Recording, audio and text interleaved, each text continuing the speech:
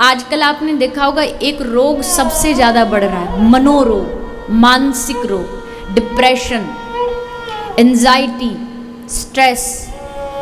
ये मनोरोग ठीक कैसे होगा? बोले साइकेट्रिस्ट के पास जाओ। साइकेट्रिस्ट आपको क्या करेगा? ज्यादा से ज्यादा क्या करता है साइकेट्रिस्ट? मनोवैज्ञानिक आपको एक नींद की दवाई दे देता है ताकि आपका ये जो मन जो राजधानी एक्सप्रेस की तरह भागता रहता है ये थोड़ा सा शांत हो जाए, नींद आ जाए। लेकिन नींद खत्म होने के बाद फिर क्या? फिर से वही चिंताएं आ जाएंगी। तो उस मन को अगर जड़ से कोई ठीक कर सकता है तो वो श्रीमद् भागवत जी, वो भगवान का सत्संग है। मन मूल से अगर बीमारी को ठीक करना है, दवाइयां सिर्फ शरीर को ठीक कर सकती हैं, मन को नहीं, बुद्धि को, चित्त को नहीं, हमारी मानसिक अवस्था को नहीं। मानसिक अवस्था को भगवान की कथा ठीक करती है। विचारों को बदलने का काम भगवत कथा करती है, सत्संग करता है। ये सत्संग हमें सिखाता है कि बहुत दौड़ लिए, जीवन भर दौड़ ही तो रहे। बताइए, कोई पैसे की दौड़ में दौड़ रहा है, कोई कमाने की दौड़ में दौड़ रहा है, कोई नाम कमाने की दौड़ में दौड़ रहा है। पैसों की भूख क्या लगी कि कमाने निकल गए।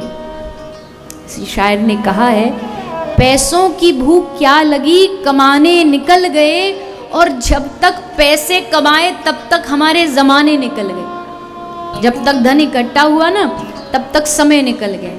जब तक भगवान ने 2 मंजिल 3 मंजिल का घर बनाया तब तक घुटनों ने साथ देना बंद कर दिया। अब चढ़ो तीसरी मंजिल पे, कैसे चढ़ो?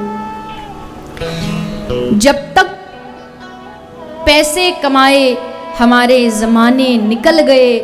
बच्चों के साथ बैठने की फुर्सत नहीं मिली, और जब फुर्सत मिली तो बच्चे कमाने निकल गए। जब तक हमें फुर्सत मिलती है, जब तक हमें समय मिलता है, तब तक उनका जीवन शुरू हो जाता है, वो अपनी कमाई में लग जाए। बस इसी भाग दौड़ में जीवन सब दौड़ रहे हैं। और आपकी पास ही वाला जो बड़ा अद्भुत नगर है ना, माया नगरी, इसमें तो कहा जाता है यहाँ 24 घंटे जिंदगी थमती नहीं, रुकती नहीं।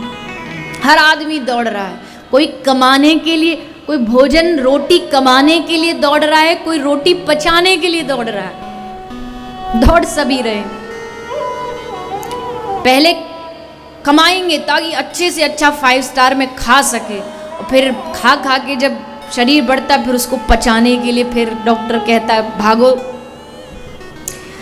अच्छा बड़े से बड़ा सेठ मर्सिडीज ला कर के ना, वहाँ क्या बोलते हैं उसको, कौन सी ड्राइव है वो,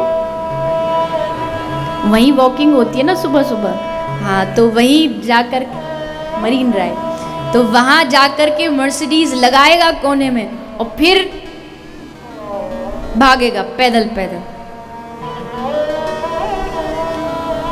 ये हमारी हालत।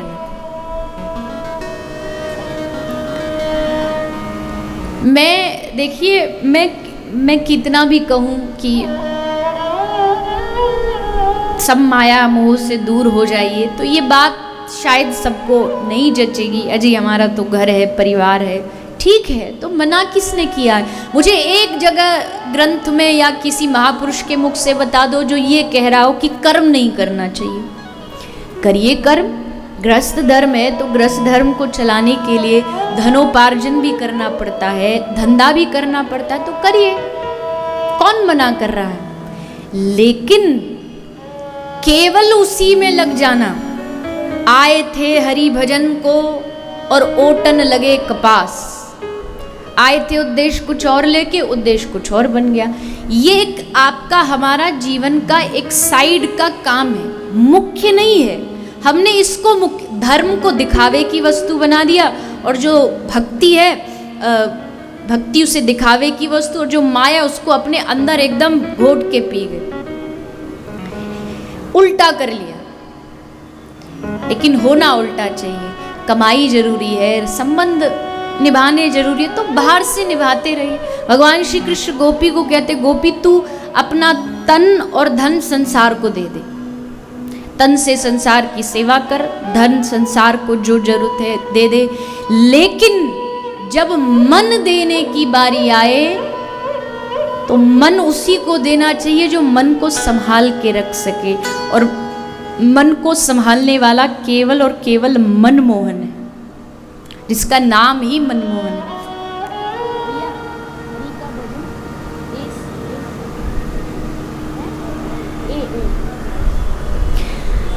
भगवान कहते मन जब देने की बारी आए तो संसार को मत देना, मन मुझे देना।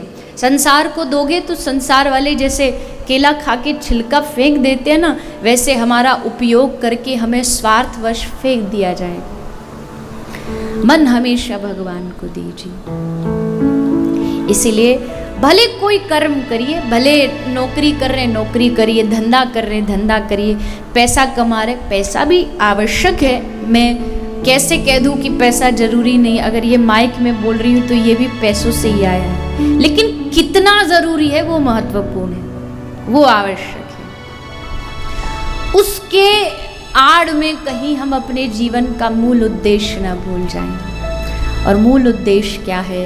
मूल उद्देश्य है, हे नाथ मैं सब कुछ भूलूं मगर ये ना भूलूं कि तुम मेरे क्या हो और मैं तुम्हारा क्या।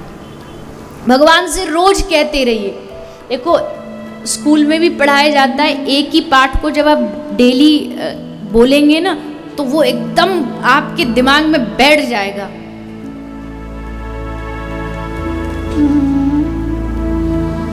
बोलने से वो चीज एकदम बुद्धि में बैठ जाती है। इसलिए भगवान के सामने रोज कम से कम एक बार तो जरूर कहिए कि हे प्रभु तू मेरा है, मैं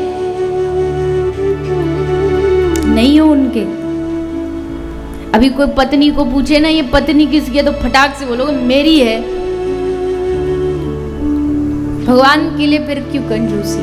हे नाथ तू मेरा है मैं तेरा, हे नाथ तू मेरा है मैं तेरा। बस ये बात अपनी बुद्धि में रोज बिठाइए।